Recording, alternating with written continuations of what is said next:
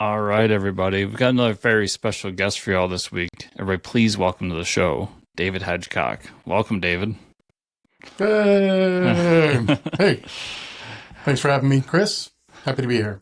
Thanks for being here. So, David, first time on the show, so let's start off with the basics. Let's do the origin story. Like, where's your beginning with comics, and how'd you get to this point where you're like, I want to start making these things? Yeah. So let's see. Like going all the way back, like my first comic book ever that I really fell in love with. Like I'd been reading comics when I was a kid, but the thing that really grabbed me was Captain Carrot and his Amazing Zoo Crew #4. So that's like my all-time jam. Still love that comic book. Roy Thomas, Scott Shaw doing their thing, funny animal book. And like that comic book, for whatever reason, just really grabbed me in a way that other comic books hadn't. And I just fell in love with it. And so from Captain Carrot, I learned a lot of things about comic books. I grew up in a tiny little town. Like there was no access to like, comic book stores or anything like that. Comic book shops were they were around, they were new, but they were more in metropolitan areas. I was out in the middle of nowhere. So I had like one liquor store that carried, a couple comics on a spinner rack. So whatever was on there, that's what I had access to. Thankfully, Captain Carrot was one of them. Anyway, I learned like, oh, the numbers in the corner box meant something. And like, oh, when there's certain names associated with doing things in the book, I like it more when this guy's name is on it and this guy's name, and then so on and so forth until I like really, and so just like, and then quickly thereafter grew The Wanderer. Sergio Aragonés grew The Wanderer, sort of showed up in the mix within probably a year or two of that. And then that was just like cemented me in, right? So for me, comic books have never really been. I'm like a Marvel DC honk, like everybody else in North America. Like I love the superhero genre, but um, they've always been sort of like the thing that's just slightly adjacent to the superhero thing that I've been always the most interested in. Like my favorite superhero character is Speedball, right? Like, Okay. like it's just like always the slightly more offbeat sort of thing. So I think that sense of quirkiness and sort of like out of the box sort of style of comic book is a thing that I just didn't see anywhere else as a kid. It was like this odd, quirky, interesting style of storytelling and a genre that just really meshed with my like what my interests were when I was a kid. So that started things off. And then in my 20s, I was in college. I was getting my engineering degree, and I sort of had my quarter life crisis. I had a midlife crisis a little early, and decided that I didn't really want to do engineering because it was really boring. And I didn't like the person I was becoming because it takes a certain mindset, like a A-type mentality to like really do engineering. At least for me, that's what I had to do in order to be successful at it. And I was doing well, like in school and everything. It wasn't that. It was just I just didn't like it. I was like, well, what do I really like? And at that time, there was a comic book being published by a guy named Drew Hayes, and Drew Hayes did a comic book called Poison Elves, which is wildly underrated in 2025 as far as I'm concerned. Sadly, Drew Hayes passed away somewhere around 2008, I think. And but Drew did 100 issues of this comic book called Poison Elves, like a not insignificant amount of storytelling over the course of 10 or so years. And eventually he self-published like the first 20 issues, and then there was the implosion, of the comic book space because Marvel bought up one of the major distributors. That's when Diamond sort of, in the mid 90s, Diamond sort of gained its monopoly within the comic book system. So a lot of independent creators were scrambling to like, oh my God, what are we going to do? Like that's when Bone famously went to Image as an example, indie creator type stuff. So there's this indie comic book, Poison Elves, written and drawn by this guy named Drew Hayes. He was self-publishing it. He had 20 issues out, and I loved that book. I adored it. And then he moved over to Sirius Entertainment when all the consolidation happened, and he did another 80 issues there, plus some spinoffs and miniseries and things like that. But the thing that I loved most about Poison Elves was he had in this thing at the beginning of the book called Starting Note. And it was just sort of like his diary basically of making comic books and him making comics. And when he started making Poison Oak, he had literally had no idea what he was doing. Like he didn't even wasn't drawing on the right paper. He was like he was like not even drawing on the right paper, right? Like in order to like match the like comic book format. And so, and he describes in detail, like his, in a very entertaining way, like his journey through like how to become a publisher and how to become a comic book creator and self-publish. So that appealed to me and spoke to me on a crazy, level. Like I was dialed in with this guy. Like also I just happened to love the book. Like it was like, it's kind of like The Witcher, but with a poison an elf as the lead, like with a little rockabilly sensibility mixed in. It was just really like grungy, like rock and roll, like really great comic book. Um, so I was like, well, I can like if he can do that, like I can do it.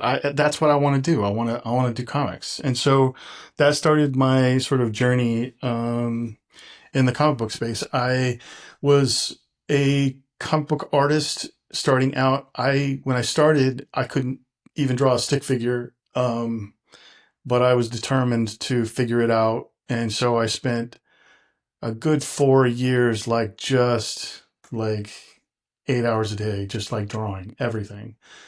Um, and I switched my degree from an engineering degree to an art degree and got an art degree. And then after like, I don't know, 4 or 5 years, started getting good. I was finally good enough where I started getting paid for the work. And then I made a decent living. I actually worked full time as a freelance artist for several years, probably 6 or 7 years. And I did like t-shirt design and role playing game design and, illustration for spot illustrations for all kinds of stuff. And I did do some comic book work as well. I did some of the Disney Gargoyles comic books. I drew those, some Pirates of the Caribbean and stuff like that.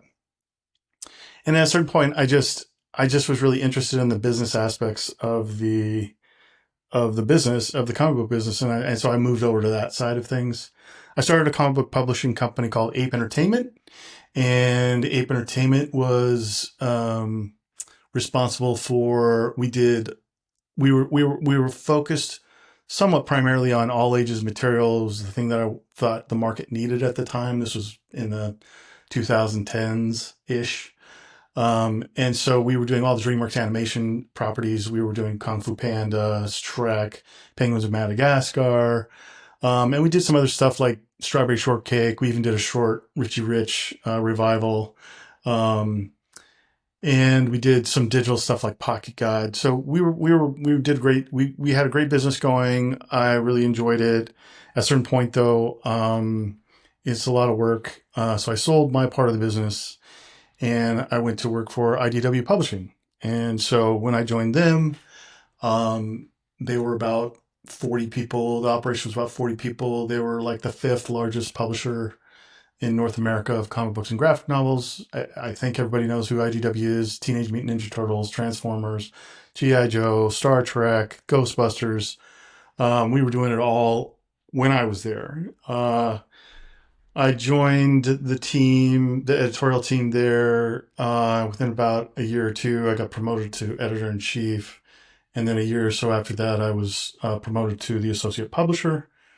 And so, kind of, that part of things, I don't know, it's boring. It's like just business. Like, I'm just like, working on contracts and making sure staff is doing stuff. Like, I still edited a couple books that whole time.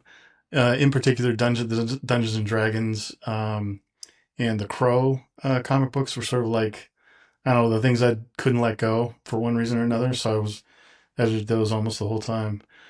Did a ton of Skylanders stuff in there as well. I was really enjoyed doing the Skylanders books. Worked with some fantastic people. And then during the pandemic, I left and sort of did my own thing from there. So that's me. Now, today, I am sort of decided, in the last 12 months, I've been out of the comic book space for 5 years. And in the last 12 months, I've decided to sort of jump back in and sort of do it. There's a lot of really cool and interesting things happening in the comic book space, in my opinion, and I wanted to be a part of it. So I jumped back in, and now I'm sort of doing my own thing again. Shocker. And and I'm doing those fun, weird, interesting, quirky comics that I've always been sort of drawn to with my new comic book publishing company called Fun Time Go. So something as you were talking, I found the Poison Elves book. It's actually they're doing these wonderful hardcovers of it through Kickstarter right now. If anyone's interested in checking those out. Yeah, those are highly recommended. They're gorgeously put together. It's still Sirius that's publishing, and Rob Horan over at Sirius is a really good dude, and he genuinely cares for the material and has a really deep respect for the material. And I can't imagine anybody else doing as respectful and as good a job of packaging that stuff together as he and his small team are doing. Yeah. Definitely highly recommended. I buy multiple copies. I've bought multiple copies of all of them. Yeah, and he's got the third hardcover volume. They've never been those Poison Elves books have never been collected in hardcover. And the third hardcover volume will be on Kickstarter pretty soon. I think it's in the next like week or a couple weeks. Yeah, as everybody's listening to Very this, excited for it. As everybody's listening to this, it is on Kickstarter right now. As I'm looking at it, it's got a countdown of 2 hours till it launches. But these slipcases, man, are unreal. I'm really glad that you said that because I got to get in there when it launches. And then I thought it was cool, this Ape Entertainment. I didn't see this when I was looking it up. And as my audience knows, like, huge Shrek fan. I think Shrek is one of the, really? Just this amazing property for kids and adults alike. And just to see that there were comics made of it that just completely left my purview at that time. Probably because I was more... around that time, I'm getting into college, so I'm probably more into the more serious stuff at that point too. But yeah, I also go ahead. Those books did really well for us, and I was really happy. I was really proud of some of the material we put together with the DreamWorks animation team. That was actually Shrek in particular was interesting to me because that was the fulfillment of a lifelong sort of dream where I got to work with Scott Shaw. So that was the first time I ever got to work with Scott Shaw. He wrote a Shrek comic book for us and did a fantastic job. I loved it. Loved what he did. So yeah, that was one of the highlights for me of that particular series. That is awesome. And it's something that we talk about in the show here and there these days because it seems to be making a comeback. But myself and Mike, who normally is the co-host on the show, we grew up in a time where everything, when you got into comics at our age, especially as we got to become teenagers and adults, everything was what we refer to as grimdark. You know, you were living in the serious comic book era. Like everything had to be that. Even Superman had to be somewhat dark and gritty. And one of the things we always go back to, and Captain Carrot is a big example of this, is that fun aspect, that goofy aspect of comics where it's like, hey, this doesn't need to be super serious and make, like, I can suspend my disbelief a little bit and just have a little fun. Or I can read a Superman book and just want him to punch somebody real hard, but do it with a smile on his face. Like, I don't need to have his existential dread as to why he punched the guy in every panel. And as much as I still do love that stuff, it's nice to have a dichotomy of the two. And I think that the rise of manga has really led to that as well. Like, that's what people are really attaching themselves to in that space. So I'm glad to see comics coming back to that. Yeah, we should be having fun, right? Like, not only as creators but as readers. Like, I'm also like just not that invested or interested right now in like deep thinking. Like, I just need some escape, man. I just like, the world's crazy. I just want to see, you know, especially with my superhero comics, I just want to see some big lug slugging it out with some other big lug and let's go, you know. Like, I love the heavier thinking stuff too. Like, of course there's a place for that, and I adore some of that stuff too, but right now, like, in my headspace is just like, look, just take me away. just get me out of reality for a little bit. I need a break. So I'm all for that. Definitely true, especially in today's world. And so, like you said, you came back and now you're doing your own thing on the side. And it seems like you came back with a vengeance because I see that you've been doing your podcast, the Corner Box, with your buddy there, John. John Barber. Yeah, so John Barber's also like a long time. He probably has written more Transformer comic books than any other person on the planet. When I got hired as the associate publisher for IDW, I hired him as the new editor in chief. So he's also been an editor in chief at IDW. That used to be a unique thing. There used to, there used to be a thing I believe I was the third editor in chief in the history of the company at that point. You know, they had been like around for 20 years, and I think they've had at least four more since I left. Um, yeah, so he was also, so we have a great time on the podcast. It's super fun. What do you guys talk about on that? We talk about comic book stuff. Like it's just too, you know, we're older white guys, so of course we have a podcast, right? Like, Yeah. I don't know. It's just, no, we just talk about the stuff that we love, current events, and like we do deep dives into comic books occasionally. We have a ton of guests on the show, just people that we admire, like whatever. So just the typical regular thing. I like to think that we bring a sort of interesting spin to it because we do have a lot of insider like understanding of the industry, you know, both having worked in it for 20 years each. I like to think that we bring a little interesting perspective from that side of things. So that's probably our big hook. Yeah, and you joke about the editor in chief job being the boring job or whatever, or the associate publisher and all that, but those are some of the most important ones because you guys are really seeing over everything and almost determining what's going to be hitting the shelves. So there is an art and a love of the game involved with that job that is fascinating to me as somebody that observes the industry from the outside. Yeah, for sure. Yeah. I like, yeah, when I moved over to like publishing and editorial, I never felt like the creative aspect of my job went away. It's still a very creative job because you're constantly reinventing, right? Like comic books are so hard. They're so hard to do as a business because it's art is commerce. And especially like pop culture, like the art, like these like, you know, these little floppy pamphlets, like they don't stick around long. So you're constantly just like the company looks like one thing 6 months ago, and then, you know, 6 months after it looks like a completely different animal. And it's all just like you're just tracking trends and following what's happening with the space and what readers are reacting to and what they want to see more of. And so yeah, I never felt it was definitely like a high pressure but also highly creative job and work environment that whole time that I was doing it. Now it's a little different for me because I'm operating on a slightly different model.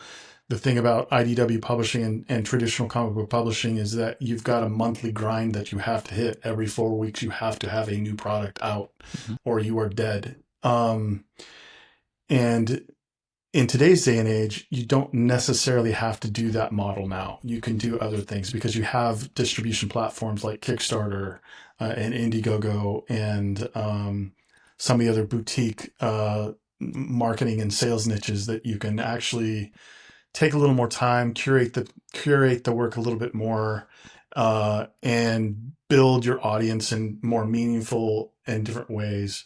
And that's what's got me really excited about comic books and about, you know, comic book publishing again is these abilities to like do things in a new way. Yeah, I mean, so you said you got to end your story with Fun Time Go, which is where we're at today, and that's you kind of mentioned some of it, but the Kickstarter platform, while being this amazing thing to bring out new ideas and everything, is also the super stressful and work intensive platform. Was it simply the idea of like I can just do it and I don't have to go through the processes to create fun books that I like that brought you there? No, Kickstarter is not hard. Kickstarter is cake compared to what I'm used to.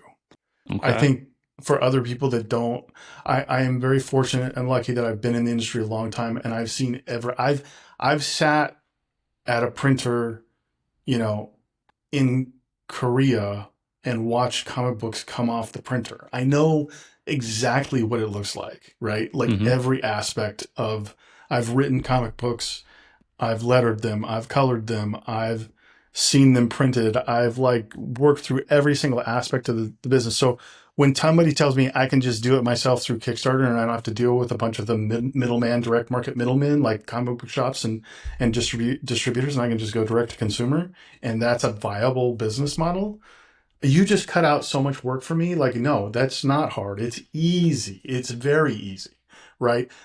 I totally understand why that's not necessarily the case for a lot of people, Mm-hmm. because if I was just drawing comic books or writing my own little comic book in my basement, right?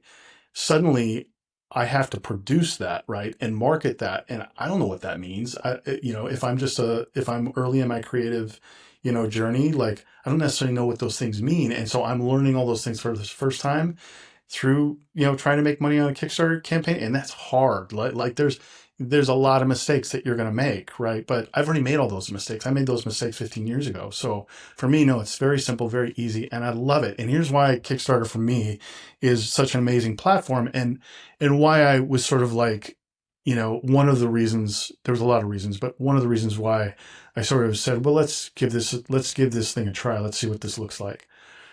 Um, it's the direct to consumer aspect of Kickstarter that's so great. Like if in the traditional distribution model with with comic books, I sit in my room, I write and draw the comic book, I send it off to the printer, the distributor takes orders, the distributor takes the books from the printer, sends them to the comic book shops, and then the comic book shops send them out to the fans. I'm so far removed from the end consumer that I have no idea. There's no like interaction. There's no like way.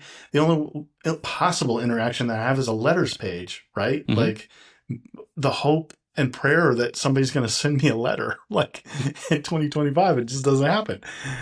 Even digital, right? Like people can't even bother to send an email anymore. So what Kickstarter does as a distribution model is it puts me in direct contact with the consumer, right? Like they are telling me what they want. They're telling me what they like in the campaign itself, right? Asking intelligent questions about what the product is and what they think they're getting, and telling me what they're excited about or reacting to certain things that I'm doing in either positive or negative ways. So the instant feedback is great.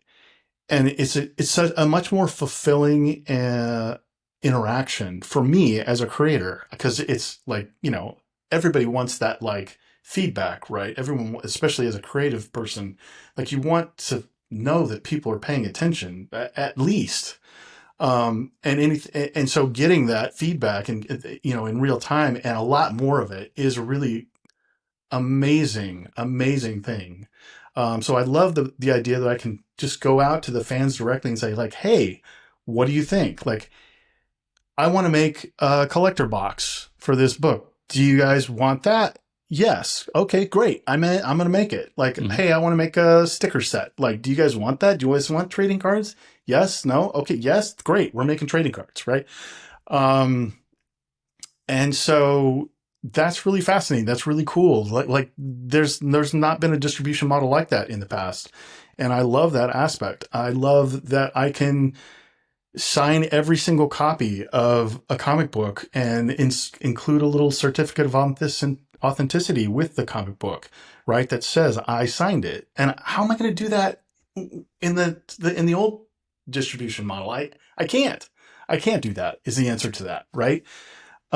So there's just so many really cool ways to interact directly with the people that are buying your thing. And I love that. And so that's why that was one of the cool things that really fascinated me about it. And that's one of the many reasons I dove in. The real reason I started Funtime Go though, Chris, is that my buddy, Rolo Mayada, who's one of the most amazing artists on the planet, emailed me one day and said, hey, I'm a little light on work. You got anything coming your way that you want? And I was like, dude, I've known you for 15 years. You've never said you're light on work in the entire time I've known you. And in fact, every time I ask to work with you, you tell me, no, you're too busy. Like for 10 years, like what is going on? And he's like, I'm a little light on work. I'm like, I will have a script for you tomorrow. And I did. That was Super Kaiju Rock and Roller Derby Fun Time Go, which is the first Fun Time Go book. And so that was like it's Rolo's fault, basically. So at the end of the day, it's just you got to work with somebody you always wanted to work with. Oh, that's what it's all about, right? Like Yes. we're working on this thing called we've sort of revealed it a little bit. We're working on a new project, which is the first. So we've got three books. One is called Super Kaiju Rock and Roller Derby Fun Time Go. It's about these five girls who are in on a roller derby team and also have like a garage rock band, and they're like 20 somethings and they're struggling, with life and all the things that you struggle with.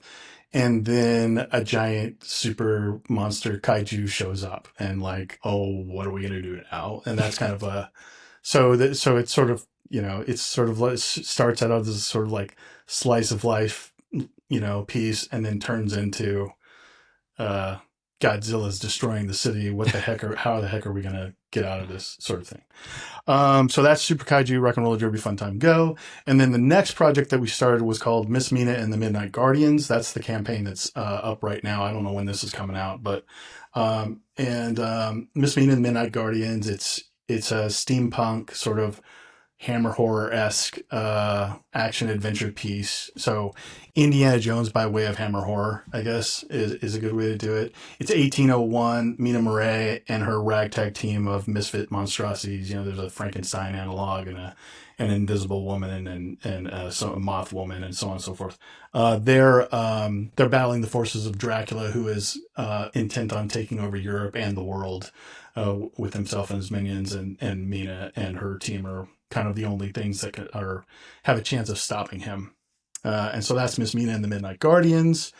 And then our third project is called Sugar Bomb. And Sugar Bomb's the first superhero book that we're going to try. And this goes back to like where we were starting. It was like just kind of having fun and working with people you want. And so Bart Sears for me is like one of the all-time great comic book superhero artists of all time. I think his body of work probably isn't like big enough or significant enough for people to really like, for him to be in that a lot of people's like top 10 or top 5 pantheon. But, he is the guy that when Wizard magazine was the most popular comic book / magazine on the planet, Bart Sears was drawing the covers. So he's just this amazing, incredible superhero artist. And so I tapped him to do the designs and do some stories for Sugar Bomb. So he's drawing an issue of this new superhero comic book.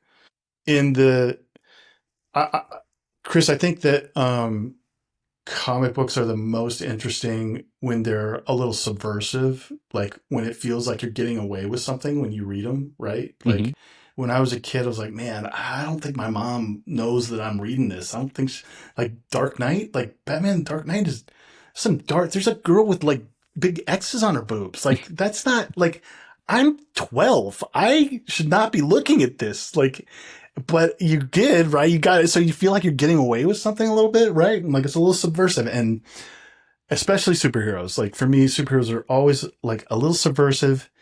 And so Sugar Bomb is that for us. Like we're being kind of a little subversive, a little horny, and just having like super fun. So the story is about this superhero who's just, the superhero about town. Her name's Sugar Bomb. She's got mech-based superpowers, and her sidekick / partner is a dolphin who is like a mad genius. And in real life, dolphins they don't sleep normally because they're in the water, right? So they can only sleep half of their brain at a time. So our dolphin is a split personality, and when one half of his brain is asleep, his name is Tom, Tom, and Tom is this really kind, generous, thoughtful, creative dolphin who's like intent on helping Sugar Bomb like be a superhero and making all the gear and stuff, that she needs in order to, save the world, basically. And then when Tom goes to sleep, Tom wakes up, and Tom is just a mad, horny genius dolphin who just wants to rub up against things and see what happens. So that's kind of where we're going with that story. So Bart Sears is drawing it, which is crazy. We also got Andres Guinaldo. I'm sorry, not Andre. I don't know why I thought that. Juan Jose Rip, who just came off a run on Wolverine. Like this is one of the next things he's doing. Just was so wild to me. Anyway, Juan Jose Rip is just finished drawing one of the stories for us, and these are full length stories too. They're like full on comic books, so 24 pages each. So I don't know, we're having fun. So getting to work with those guys is just incredible. It's just so it's like working with Captain Carrot artist Scott Shaw. It's just like checklist stuff. Like okay, like that's a bucket list. Like Juan Jose Rip's the most underrated comic book artist of the last 15 years, as far as I'm concerned. The guy's incredible. Like it's Jeff Darrow-esque in his the level of detail that he brings to a comic book page. And then Bart Sears is Bart Sears. Bart Sears is a legend as far as I'm concerned. So I say Bart Sears, when I think of Bart, I was just looking up to make sure it was actually him, but he did that Captain America and the Falcon run. I'm a big yes, Captain America fan, and he's done some yeah, Blade, so I'm sure I have a bunch of his yes. stuff that I didn't realize was him because I love Blade. So he is big. Yeah, his Captain America and Falcon run was great. The Blade stuff was fantastic. Back in the day, he broke his teeth. He cut his teeth on Justice League Europe, which it was the Yeah, Bwahaha Justice League era. So he did the first 2 years of Justice League Europe, and I mean, those stories are so gorgeously drawn. Like some incredible work that he churned out early in his career. And that's probably the thing he's been on the longest is that Justice League Europe run. Um, but it's a great time to read those if you can find them in the back issue bins, because with the new Superman movie, the James Gunn stuff, I have a feeling like James Gunn is leaning heavy into that Bwahaha era of Justice League, which I'm here for. So I think it's a good time to go find those and read them if you get a chance. yeah. And so let's talk a little bit about Miss Nina to start. And just as my background for you, because my audience should know this, but typically you've made the comment of the horny nature or the not safe for work nature of some of your books. Normally, that is something that is not appealing to me, just off the rip, because I get so many of these, and you see that a lot of them are just slop to make money on Kickstarter. I read you were nice enough to send me a copy of Miss Nina, and I checked it out. And the first thing I noticed about it was, yes, while it has those aspects up to it, the art is phenomenal.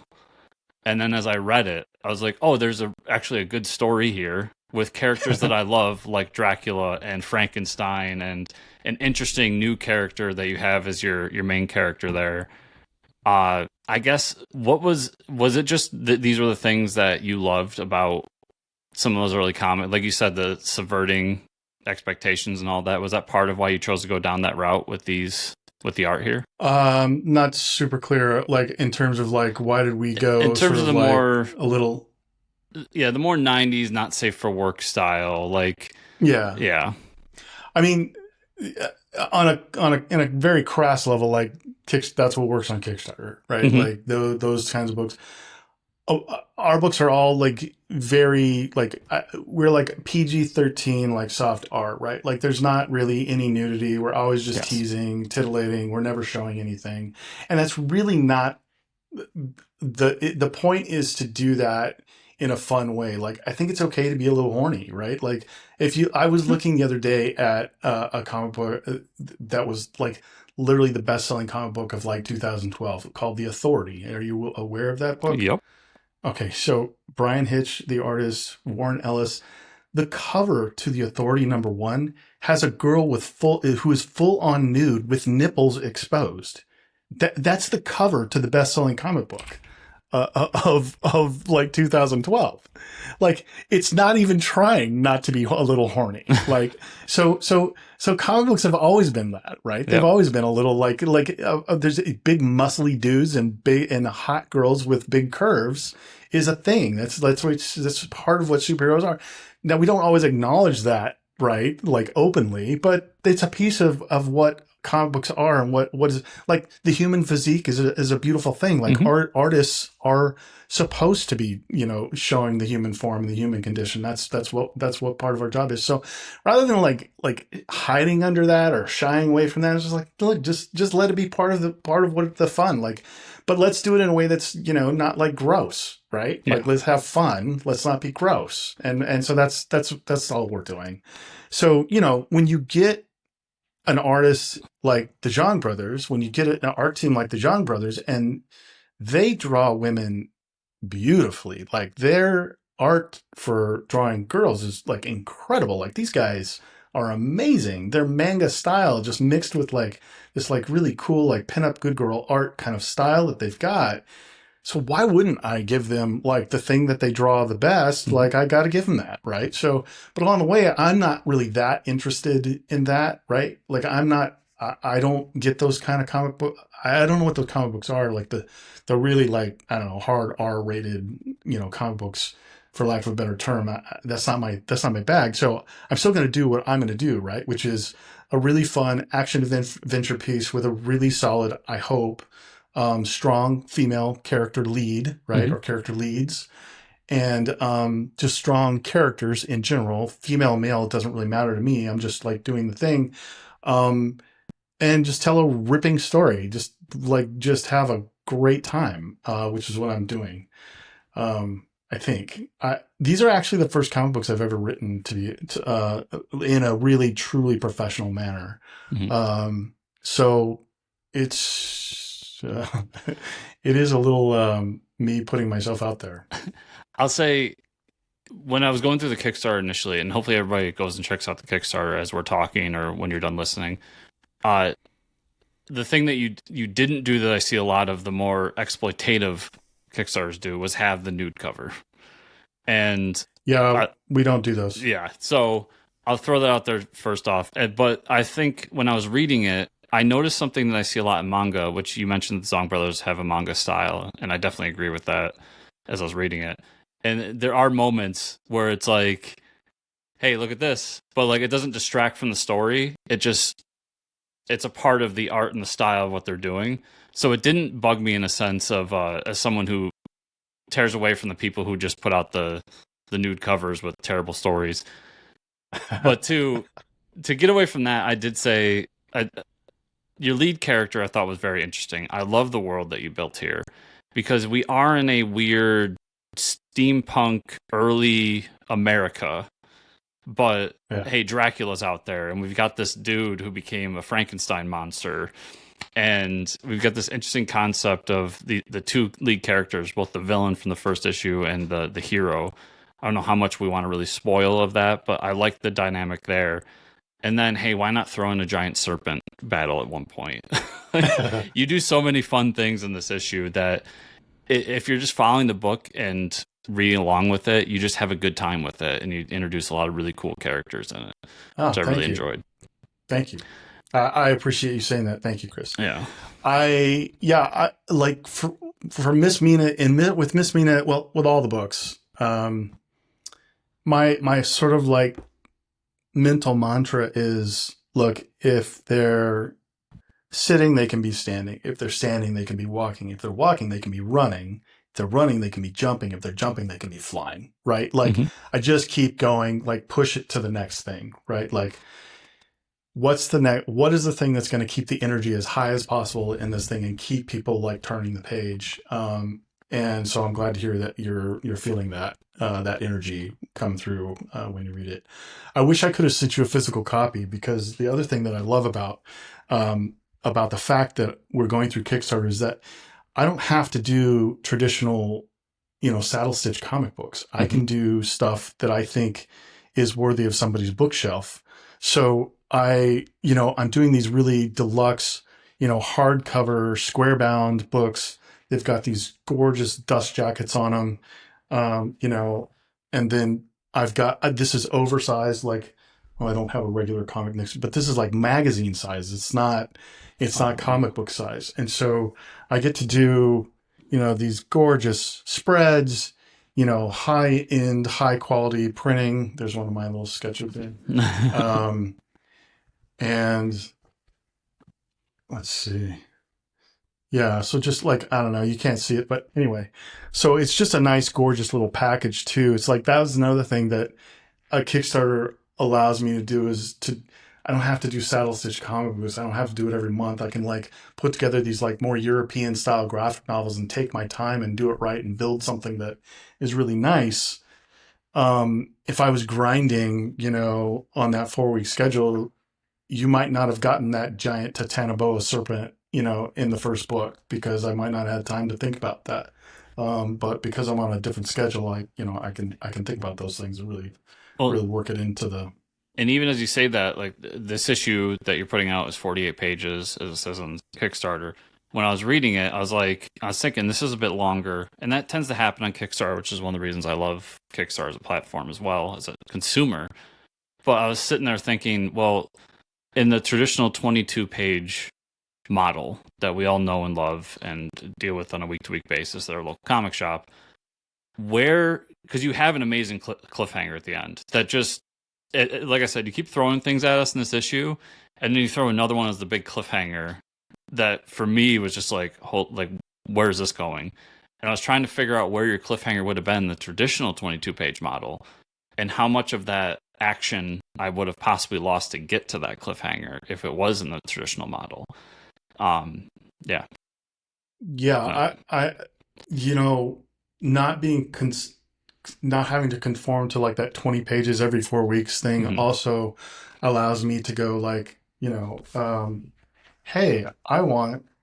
Let me see if I've got a good example here. I'll have a good example just off the top of my head. Oh, here it is.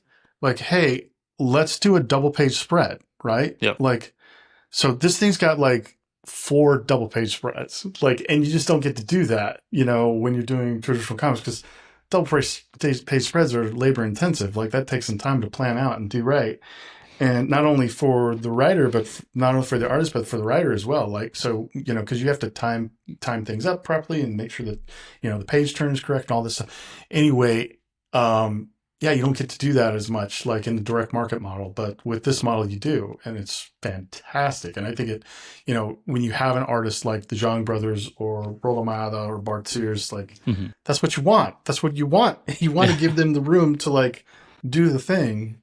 Let me see if I've got a good one. And yeah, I don't have any other examples, but this is I'm thumbing through so this was the Rock and Roll Derby Fun Time, Super Kaiju Rock and Roll Derby Fun Time Go. This is the first book.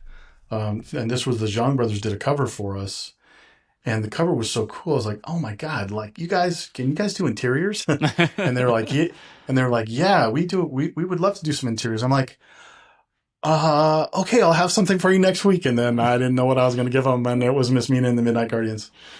So this is Fun Time Go. This is Rolo. This is Rolo out his stuff. Also, you bring that up, so I have to dig into it.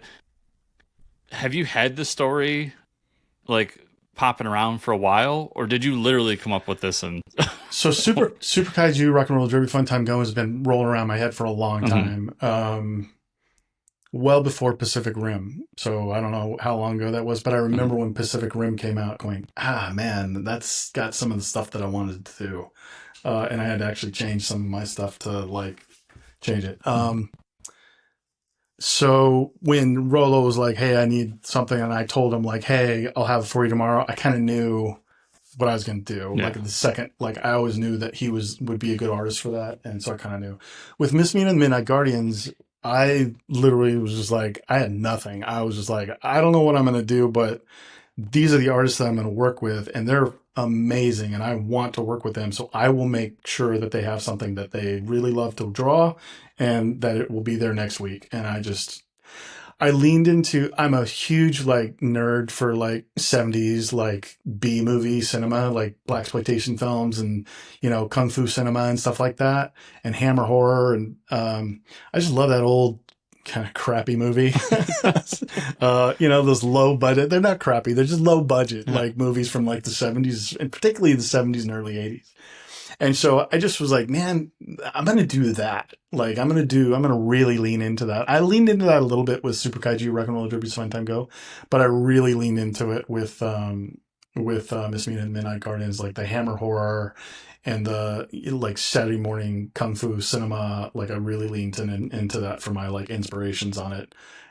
Yeah, and Dracula's the book itself is a fantastic inspiration, right? I Yes. certainly pulled a lot from that, and I've always been a fan of like alt history, sort of like fiction, so bringing in, the fact that like, hey, Benjamin Franklin's in this book, Yeah. like we mention him in the first book, like, and, and in book two, we have a huge surprise that I think even ties into like this alt fiction thing a little bit more. In the Miss Mina world,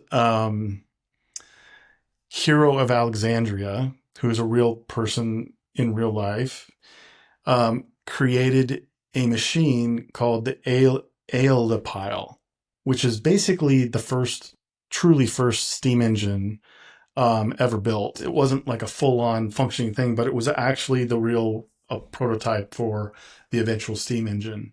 And in Miss Mina's world, that hero of Alexandria presented that to the emperor of the time, and the emperor actually acknowledged and realized that could be a powerful tool, and threw a bunch of money at Hero of Alexandria. And so the steam engine was built and developed in ancient Egypt in our book. And that radically transforms a lot of what happens in our world. That's how we get that's our sort of our jumping off point for our alternate history sort of fiction. So you'll see a lot of stuff that's similar, right? Like history Mhm. still kind of like goes along its path, but now there's this steam engine aspect of it like happening at the same time. So, and I don't know where that came from, but it just all, I don't know, something came out of my head. So on the Jonathan Hickman scale of preparation here, like has this world been in that week? Were you able to like this is where I want to go with this story? Yeah, for sure. Yeah, I've done an insane amount of reading in that week and after the fact, right? Like when I gave Krishna and Balram the script, it wasn't a full script yet. It was like, hey, here's the first 5 pages, Hmm. right? Like I know what the opening is, I know what it needs to do. And then as we're going along, I've built everything out. Yeah, it's a Okay. fully formed, fully fleshed out world. There's all kinds of really fun, I hope, creative aspects. And the Kickstarters are successful enough that I feel like we're going to be able to do this for a while. Like, Yeah. and Krishna, the Zhang brothers, and I are committed both like personally and contractually to do at least the first full story arc. So um, we're in a good spot for well, all the books are in a good spot, but Miss Mina's in a good spot, and I'm going to get to. The reason I'm spending more and more time on it is because I'm getting to, right. Like I'm the privilege, the honor of getting to spend more time in this world and share it with everybody else is seems to be being afforded to me. I'm very grateful for it. Nice. But yeah, it's a lot of work, but it's fun.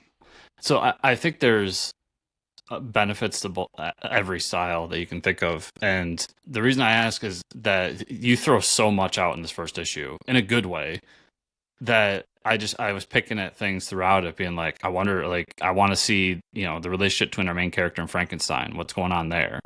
Obviously the introduction of the character at the end of the issue, and then Dracula's name is dropped, I don't know, probably a dozen times in the issue, but I never actually see Dracula in the issue. And I'm like, so what's going on with Dracula? Like and Yeah. his whole motivation to what you're tying that into. There were so many story threads. I was like, he's throwing a ton here. I felt like this was a book that you were working on for years and years, and you finally got your chance to do it. So to hear you did it in a week is blowing my mind a little bit. Yeah, It's no, amazing. I just threw that stuff out there. But I've been doing this a long time, Chris. Hmm. Like, it's not like, even though I haven't like sat down and written like scripts myself, like fully, like Yeah. I've been editing scripts for years, right? Like, I've worked with some fantastic, amazing writers. Like, so I know what it looks like, and I know what I'm supposed to do. Um, and so it's hard to sit down and actually do it, but I know again, like I'm not doing it for the first time. Even though I Yeah. am doing it for the first time, I'm not. So what I I don't know. Maybe that is weird that you can do. I could do it in a week, but I don't know. Didn't feel weird to me. It felt like supernatural and like that's just how you do things. So I guess as a kind of trying to wrap it up because you've been super generous with your time. You mentioned the first story arc.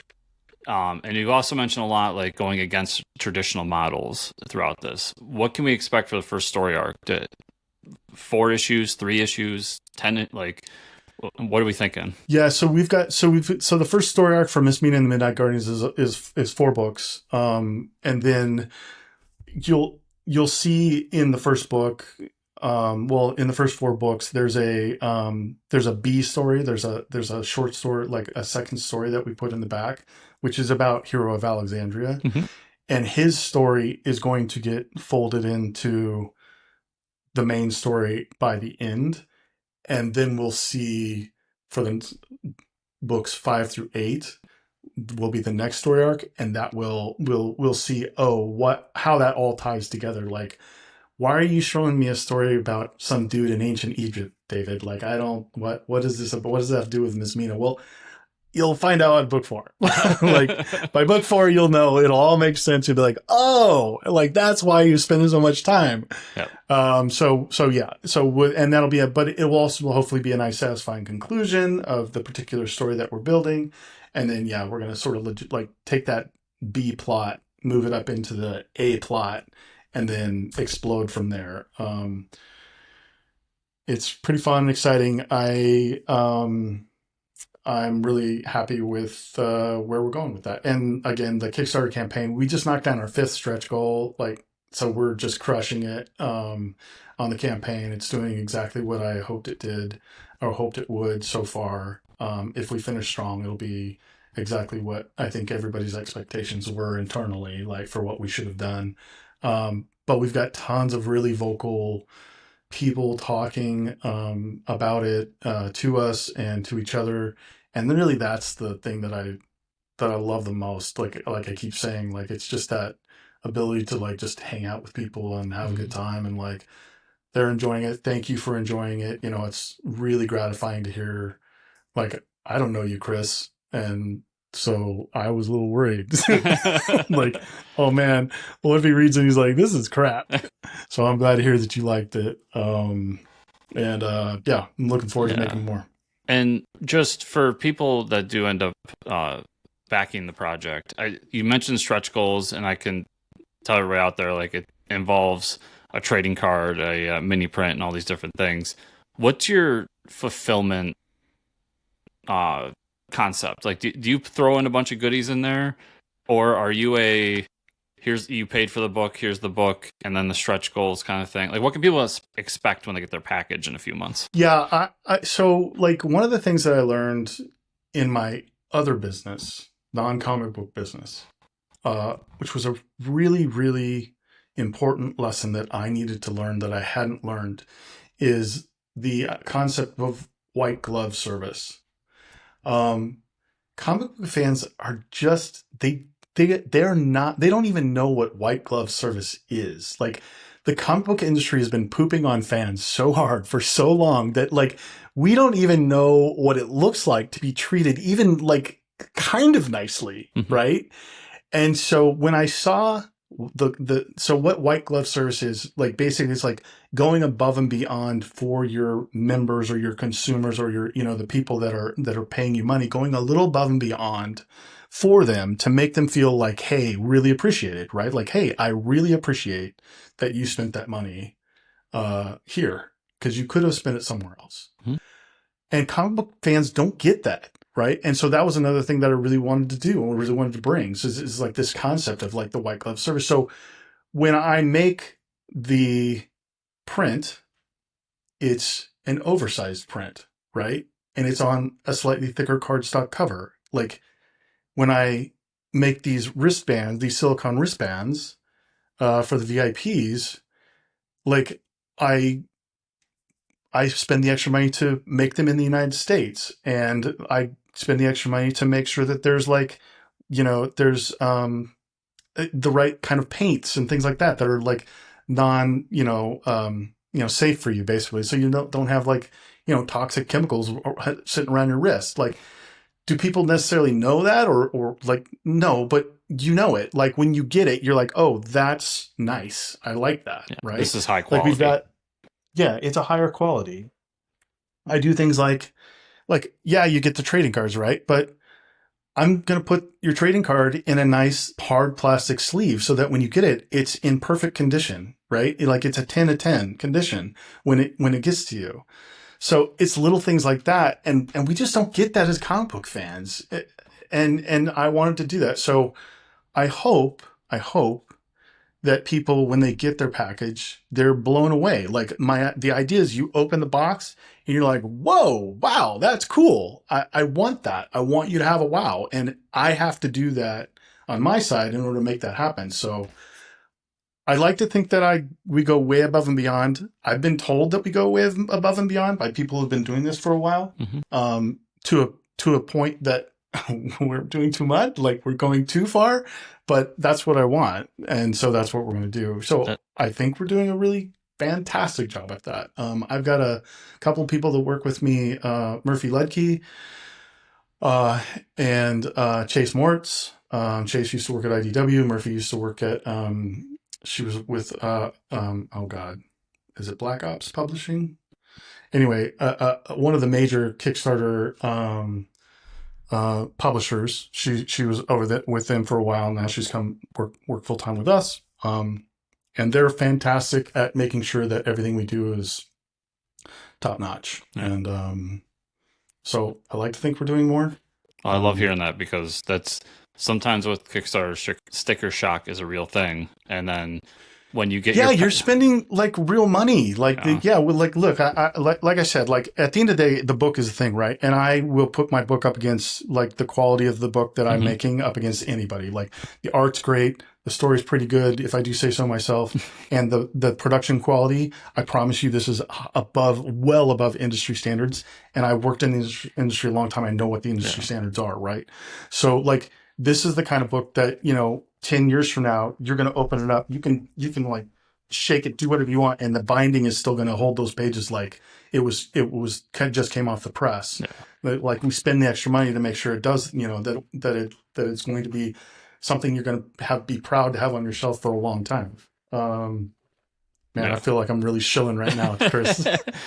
Well, let me, if I may, one more. I want you to chill about one more thing because I absolutely love this and I think it's hilarious. You have a T-shirt both on the Kickstarter and on your website, and it just simply says "Go fund yourself." Yeah. Where did this T-shirt come from, and why is it so awesome? I don't know. A couple weeks ago, a couple weeks ago, a couple of weeks ago, we were sitting around and we were just talking about like slogans and stuff. And I don't remember who said it, but somebody said, go find yourself. And I was like, that's it. And no, so we just made a t-shirt. Literally made a t-shirt that day.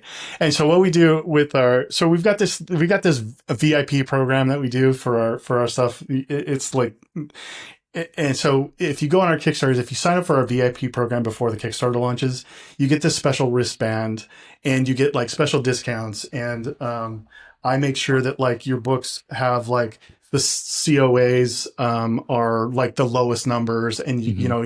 you'll get the signed edition, but more likely if you're a VIP, you're going to get like a sketch and stuff with the signature.